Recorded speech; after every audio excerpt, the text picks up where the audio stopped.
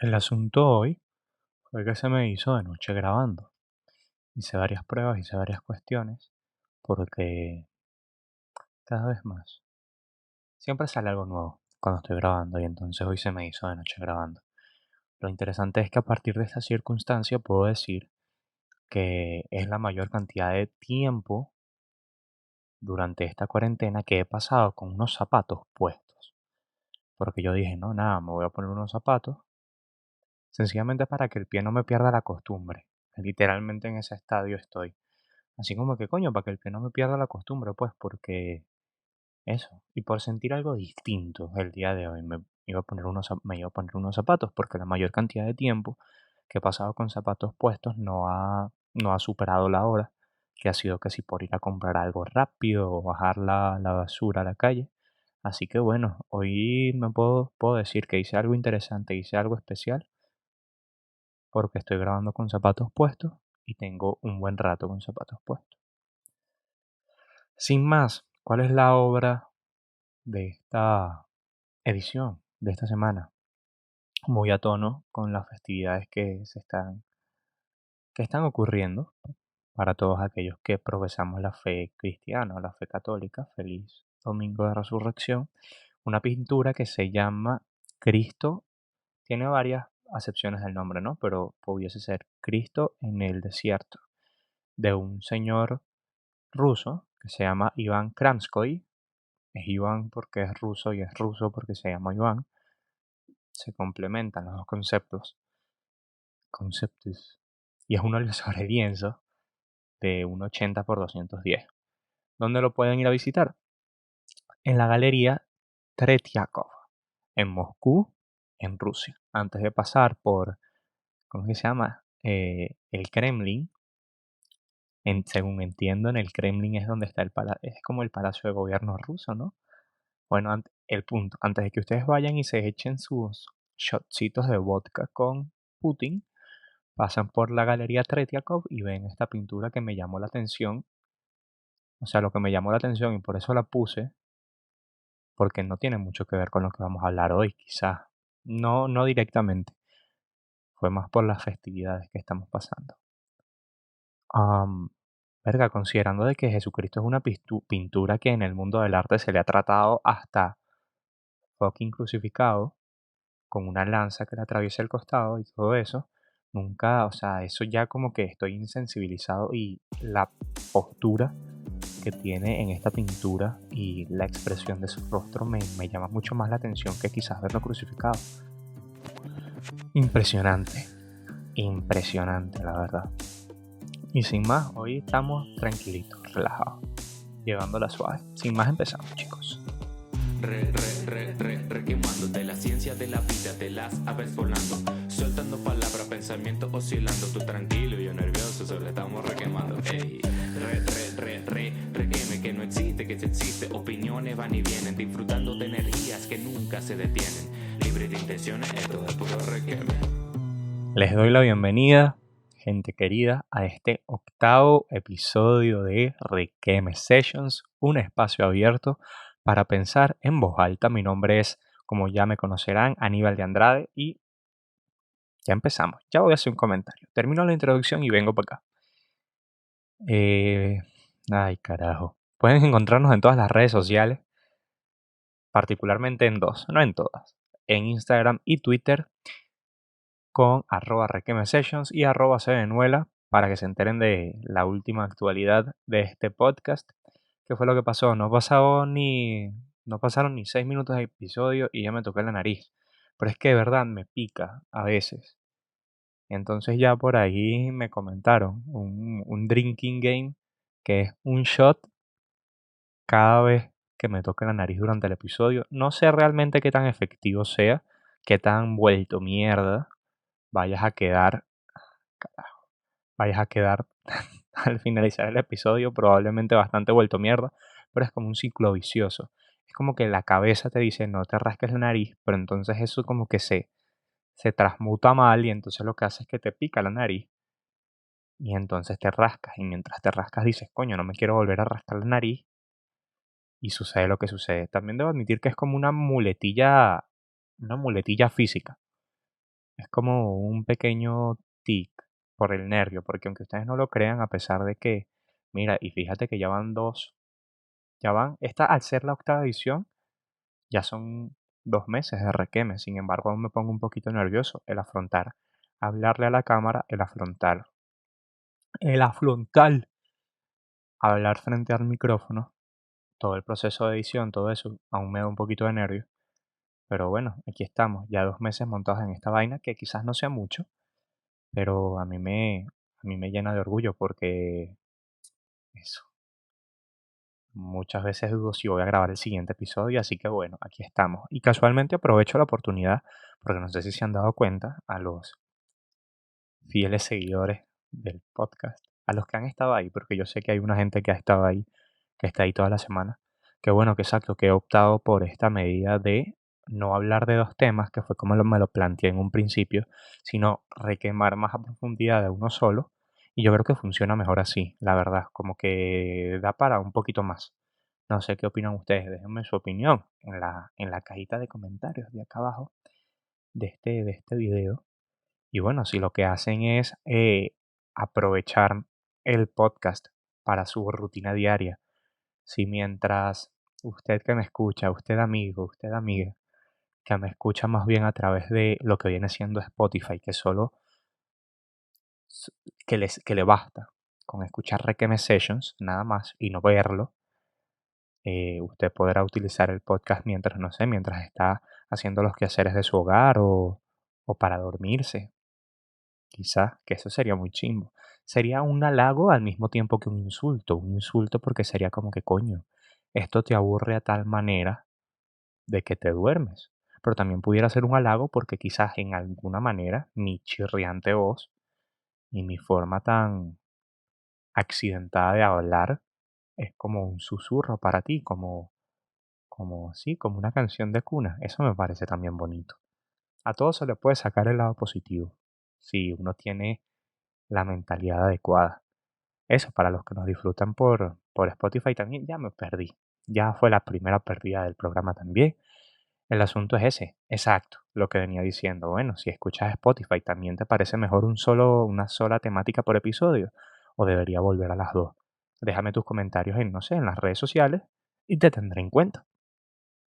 Porque aunque no lo parezca, yo trabajo para ustedes, muchachos. Así es mucho más satisfactorio y mucho más llenador.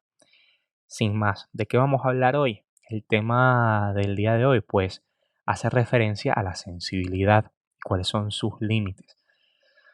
Es un tema que decidí traerlo a la mesa porque creo que viene bastante a colación con todo esto de la pandemia y del confinamiento y todo lo demás, porque exacto, nos estamos enfrentando a una situación. Si se dan cuenta, todo lo que he venido tratando durante el confinamiento ha estado más o menos relacionado, pero solo que como de forma lateral. No quiero tampoco hablarlo de manera literal porque se vuelve, o tratar cosas de manera literal porque se vuelve cansino, ¿no? Es como fastidioso. Pero eso también, de repente, ante esta cuestión, ante estas circunstancias de encierro, eh, como que al no estar acostumbramos y al pasar tanto tiempo como que con uno mismo, estamos lidiando con los sentimientos de manera diferente, como que la piel se va poniendo cada vez más finita y todo nos afecta cada vez más, cualquier cosa, por lo menos ese ha sido mi escenario. Y eso que yo debo admitir que soy una persona bastante, bastante sensible en general, entonces quise tratar un poco este tema desde la perspectiva de exacto, cuáles son los límites. Y pudiésemos empezar, por supuesto, más o menos definiendo, ¿no? Porque la sensibilidad, más allá ay, perdón, es que no sé, me pongo melancólico con esta temática porque, bueno, no sé, y me entran los suspiros a cada rato, es como una hipernecesidad de oxígeno para transmitir todo lo que tengo dentro, muchachos, con respecto a este tema. Pero sí, que es la sensibilidad en general, a grandes rasgos? Pues sencillamente es eh, la capacidad que tiene un cuerpo a responder a un estímulo, ¿no? Eso es lo que es la sensibilidad en sí mismo, como que la respuesta ante algo, muy a grandes rasgos es eso, la sensibilidad. Repito, por si no quedó claro, la sensibilidad. Entonces, ¿a qué hacemos referencia particularmente con esto? ¿A qué queremos hacer referencia? Pues exacto, cómo reaccionamos a nivel, no sé, como mental o emocional ante las situaciones que nos ocurren al día a día, ¿cierto? Porque de manera general, exacto, quiero relacionarlo un poquito a la sensibilidad cuando nos hablamos de que eres una persona muy, muy emotiva, muy exacto, muy sensible en ese sentido de la palabra, que tiene muchísimos términos relacionados, como no sé si eres una persona bastante empática, si eres, inclusive esta cuestión de la sensibilidad, visto desde esta perspectiva psicológica, social, o sea, no desde una perspectiva biológica, por ponerlo de alguna forma. Inclusive está relacionada con la propia humanidad, que el ser humano es en sí mismo, o sea, es como que quizás más sensible. eh, exacto, como que le afecta muchísimo más quizás las relaciones con los demás, algo por ese estilo, por ahí me lo quiero llevar. ¿Y a qué viene con esto? Pues delimitar o más o menos conversar, requemar un rato respecto a qué tan bueno es ser sensible, si es que tal cosa puede ser cuantificada, o más bien, qué tan sensible, hasta cuál es ese vértice en el cual ya ser una persona sensible o ser demasiado sensible te causa más perjuicio, es decir, te trae más mal que bien, ¿cierto? Porque a nivel general, o sea, pueden haber dos extremos o bastante definidos en los cuales tú puedes ver que ser una persona sensible, es decir, ser una persona a la cual le afectan o le importan las cosas, puede estar visto de buena manera o de muy mala manera.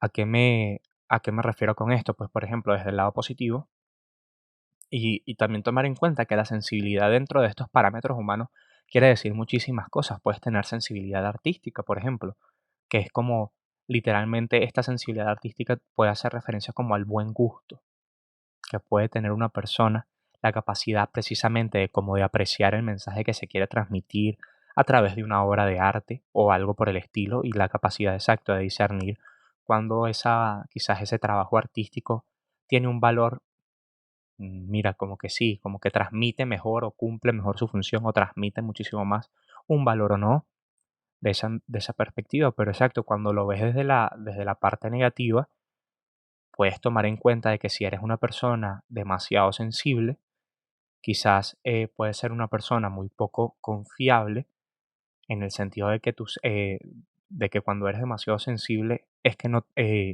sí, como que tus emociones pueden sacar el mejor partido de ti y te dejas dominar por estas. Entonces, exactamente ese es el límite que quiero evaluar en este episodio.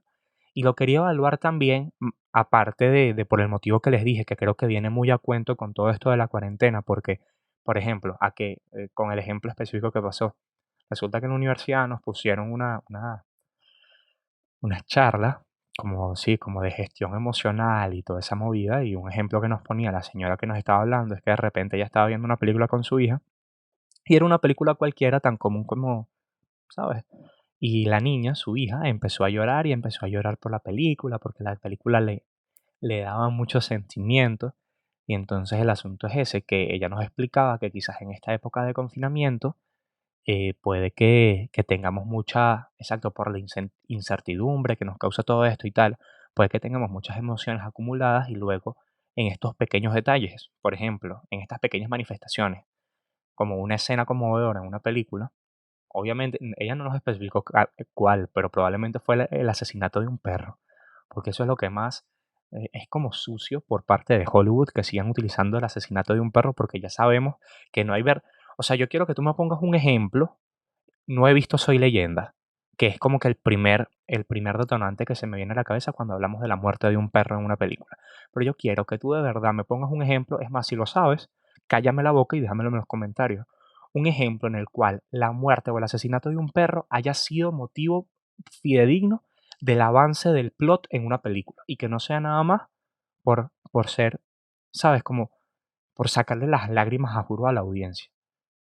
No sé, hay muchas películas de perros, no soy un conocedor del amplio repertorio de películas de perritos que hay por allí, pero yo creo que ya es como cruel, porque la mayoría de las veces es así como que eso, no se vale poner la película de Hachiko.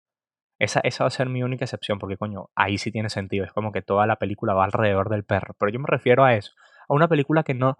Exacto, el perro literalmente es como triste y todo, decepcionante por el papel del perro. El perro es como un papel secundario, es como literalmente un accesorio del personaje principal y tal. Entonces, coño, ¿por qué me lo matas? Déjamelo ahí quieto, que está tan tierno ahí acompañándome a mi personaje principal y siendo bonito, poniéndole un poquito más de, no sé, de belleza al plano, y entonces tú vienes y me lo matas sencillamente porque me quieres hacer llorar. Y yo ponía ese ejemplo de, coño, de que cualquier cosa de repente nos saca, nos pone más a flor de piel las emociones, que como que con este entierro, mm, coño, con este encierro, la piel se nos pone mucho más finita.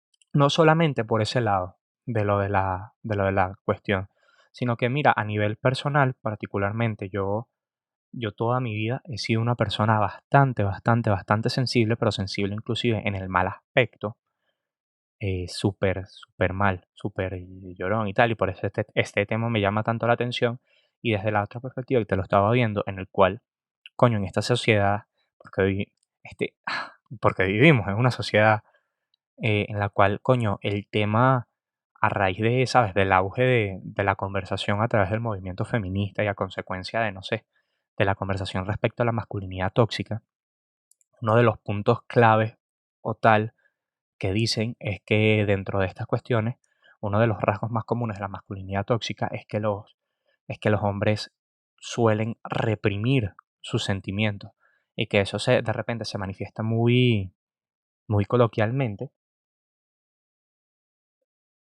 y que eso se manifiesta muy coloquialmente en la frase cuando le dicen a un niño eh, que no llore. ¿Y qué pasa?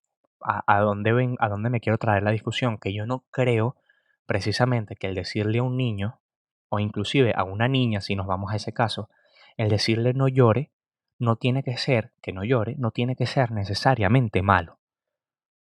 ¿Cuándo se vuelve auténticamente malo? Cuando tú pones, por ejemplo, que es parte de la narrativa del discurso que dicen de la masculinidad tóxica.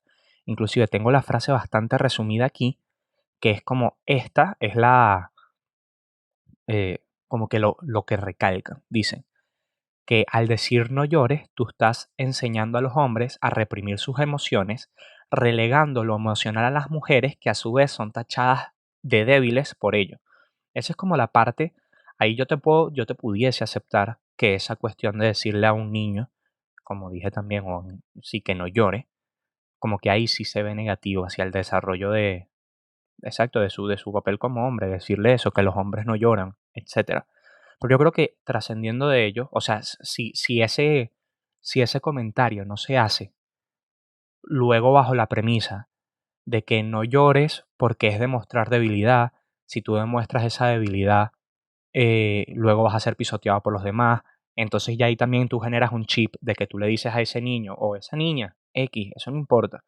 Tú le dices, ah, bueno, entonces si alguien llora es alguien débil y entonces yo me puedo aprovechar de esa persona débil. Cuando tú lo quitas desde esa perspectiva, yo siento que el consejo de decirle a un niño que no llore no es un mal consejo. ¿Y desde qué perspectiva? Desde aquella que establece que mientras más nos doblegamos ante nuestras emociones desde una perspectiva más visceral, honestamente peor nos va.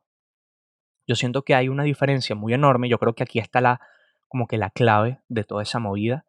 Porque es eso, honestamente, yo siento que a partir de esta conversación, bueno, dependiendo de lo que tú le pares bola a eso, a mí me llama mucho la atención, porque siento que estamos en una época en la cual nos estamos.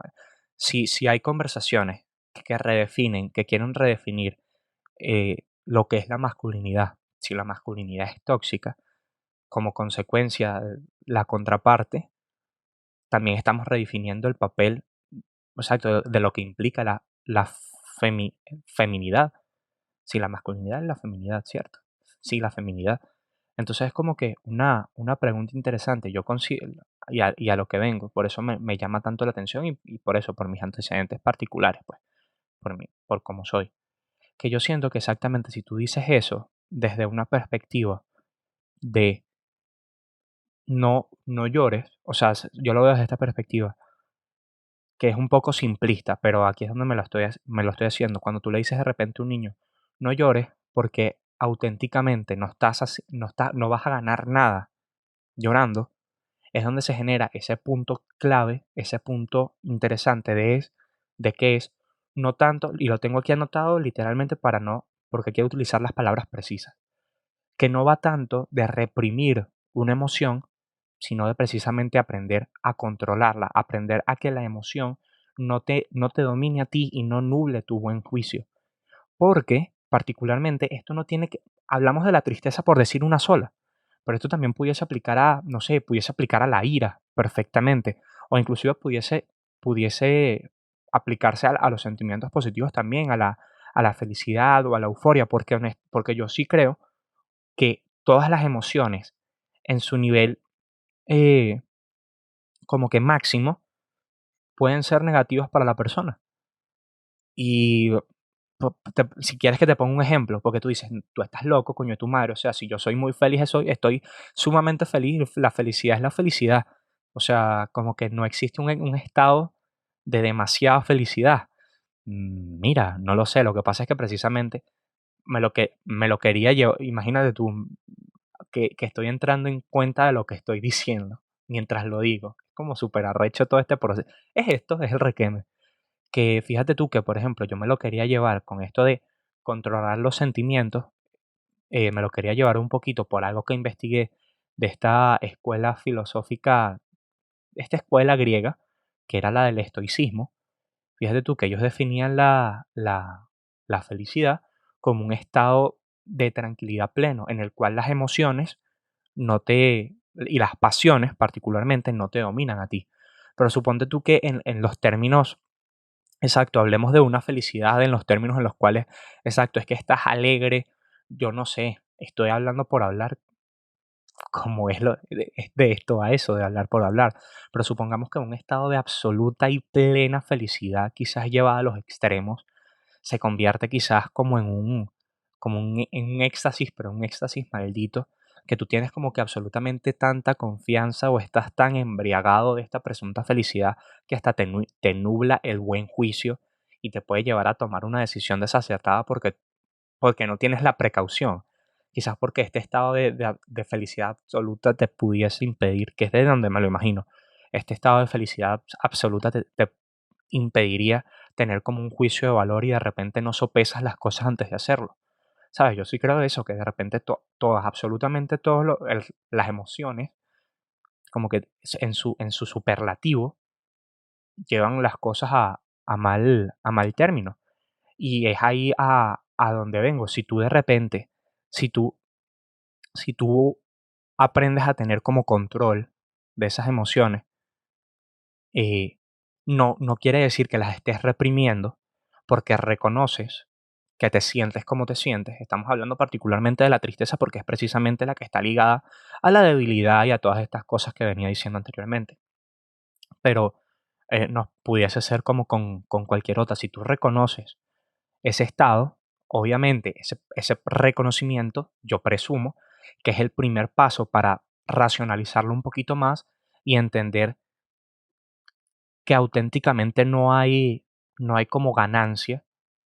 Honestamente no hace demasiado bien, particularmente para estas emociones negativas, en quedarse estancado en este sentimiento. Y pudiese pasar, por ejemplo, con la ira, pudiese pasar con la envidia, pudiese pasar con los celos, ¿sabes? Y es aquí donde me traigo lo del estoicismo, porque ellos lo que plantean es que, obviamente, o sea, nosotros nada más tenemos control. Ellos, exacto, es como un peo súper determinista, no sé qué, pero algo que sí pienso auténticamente es que nosotros nada más tenemos control sobre cómo nos hacen sentir las cosas a nosotros, ¿cierto? O sea, nosotros de repente, por poner un ejemplo, nosotros de repente no, es uno de los ejemplos que creo que ponen en los libros y no sé qué. Nosotros no tenemos control en cómo por ejemplo, nosotros no tenemos control si se nos rompe una pierna, ¿cierto? No, o sea, si la pierna se rompió, no hay nada que podamos hacer respecto a eso. Sobre lo que sí tenemos control es cómo reaccionamos nosotros ante esa rompedura de pierna, ¿cierto? Y eso aplica a muchísimas cosas en general. y no tiene por qué ser nada más en un caso negativo, también puede ser en un caso positivo. Eh, si nosotros no, o sea, el ganarse la lotería, quizás nosotros podemos hacer algo, o sea, comprar el ticket es creer y, y, y, y eso, y como que ganársela, ¿cierto? Pero ya luego, cómo tú afrontas eso que te viene, puede ser bastante determinante en cómo, ¿sabes? En cómo tu salud, en cómo tu estabilidad, porque, por ejemplo, alguien, obviamente, si bien la primera reacción puede ser, ay, qué bueno, me ganó la lotería, no sé qué, de repente tú, si tienes, exacto, si te dejas abrumar por la tristeza o por la preocupación o por lo que sea, pudiese decir, ay, no, bueno, pero ahora la responsabilidad que conlleva esta cantidad de dinero, ¿en qué lo voy a gastar? Porque, ¿sabes? Es como que eso, como que tener el control, intentar mantener el control sobre nuestros sentimientos para que no saquen lo peor de nosotros. Y eso se hace a través de la racionalización, o sea, como sí, como de darle las cosas a su lugar en el mundo y entender quizá que no tenemos, que auténticamente solo tenemos control sobre lo interno, sobre nuestras reacciones. Eso me pareció una, una postura bastante interesante en toda esta movida. Y creo que es y creo que es como que de momento la más acertada un poquito.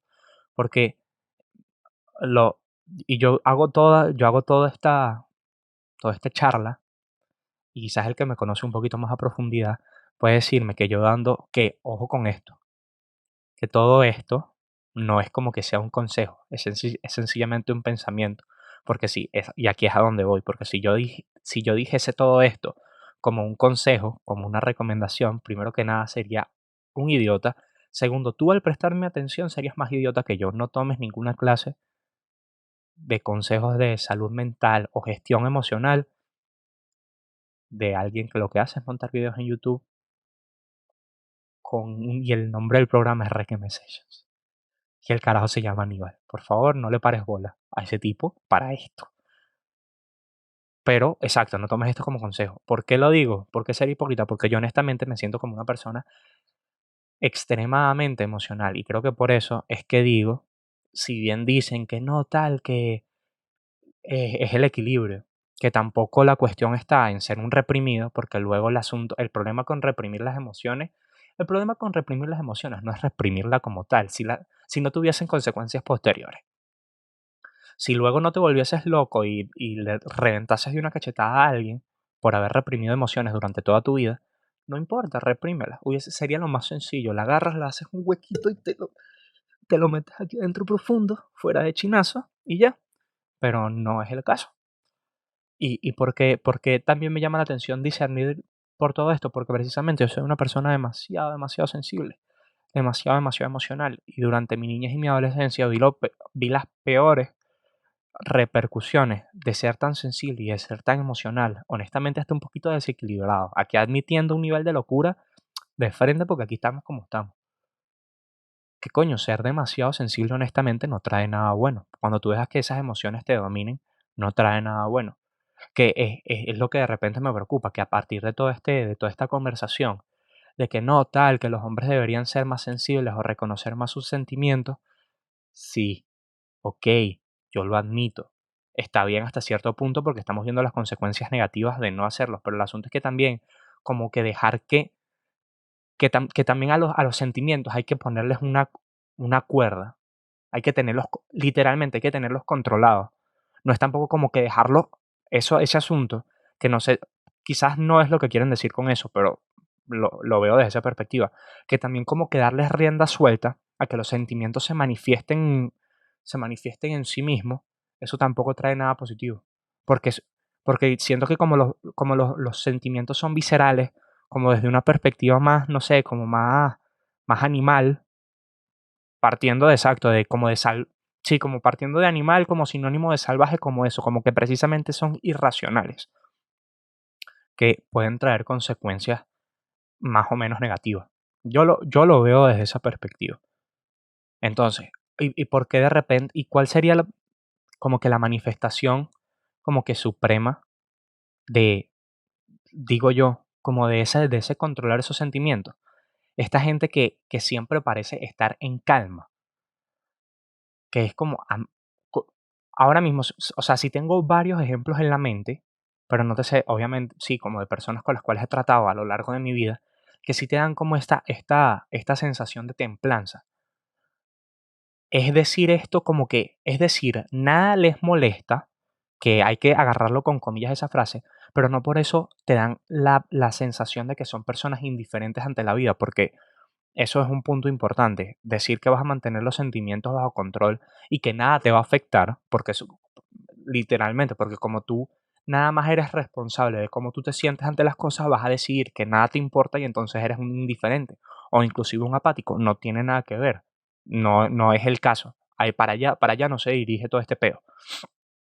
Sino más bien como que exacto, como conseguir tener un control tal de que tú puedas asumir las cosas como con un pensamiento un poquito más desarrollado. Y que exacto, y que tú de repente mm, tú puedes reconocer cómo te hace sentir algo, pero al momento de tomar una decisión puedes saber que es más importante quizás meterle un poquito más de cabeza antes de dejar que esa primera respuesta visceral sea la que domine la toma de la decisión o lo que sea en general. Porque esa en general, y es algo, y lo digo aquí desde una perspectiva como literalmente esto es como una proyección de mi yo ideal. Así es fuerte y psicológico nos pusimos en este peo, en este episodio. Es eso, es como una proyección del yo ideal, que a mí me encantaría, por ejemplo, ser una persona a la cual la gente acude para pedir un consejo. Y si bien la gente por la cual tú acudes a pedir un consejo suele ser aquella por la cual, o sea, tú pides un consejo a alguien que sepa de algo, ¿cierto? Pero a nivel general es también como esas personas que te transmiten como cierta calma, cierta tranquilidad, que ante una circunstancia complicada saben mantener la compostura, es decir, saben mantener sus sentimientos a raya, saben hasta dónde medirlo. Y eso a nivel general. Tengo entendido, por ejemplo, que hay muchas corrientes de lo que implica ser un actor, ¿no? Pero yo tengo entendido que exacto, que hay muchos actores, dependiendo, porque está lo que se llama el método, no nos vamos a meter ahí muy profundo, pero exacto, de repente lo que un actor lo que tiene que hacer es saber entrar y salir de esos estados anímicos. Exacto, lo que dicen es que de repente te puedes inspirar en cosas que te hayan pasado anteriormente, pero capaz es como si tú te crees el papel, si el papel está bien escrito y la historia está bien escrita, tú reaccionando y sintiendo una auténtica empatía por lo que le está pasando al personaje, quizás no necesitas ni tan siquiera buscar una experiencia pasada, sino sintiendo auténticamente como que empatía por lo que le pasa al personaje, ya tú puedes sacar una emoción creíble, quizás de esa perspectiva. O por ejemplo, exacto, pero exacto, ¿a qué vengo? Está bien, tú puedes entrar en ese estado anímico, pero luego también tienes que saber salir. Porque si te lo crees demasiado, imagínate, porque mira, uno que sabe, imagínate tú que tú fueses esto que llaman como que meterse demasiado en el papel. Si tú eres actor y tu personaje se mete en una melancolía increíble y tú después no puedes salir de esa melancolía, como que también es como que lo interesante de todo este peo. Y para el arte también.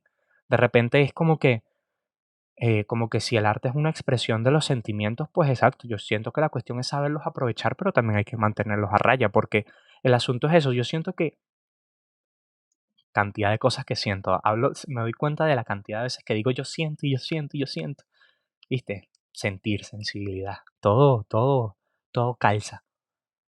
El punto es que, ay, el punto es que se me olvidó el punto. Sí, no sé, que me emociono. El punto es que me emociono. Eso, que yo siento que al final de cuentas como que el mensaje es un poquito ese, que en primera instancia, que darle eso. El punto era ese, que ya me recordé, que como los sentimientos son unas cuestiones como tan primigenias o tan, sí, como tan, y por ser primigenias son tan poderosas, yo siento que si no les damos control adecuado, nos toman, o sea, como que nos sobrepasan. Y ahí es donde, ¿sabes? Donde como que perdemos el control del asunto. Claro, estos son todos posturas.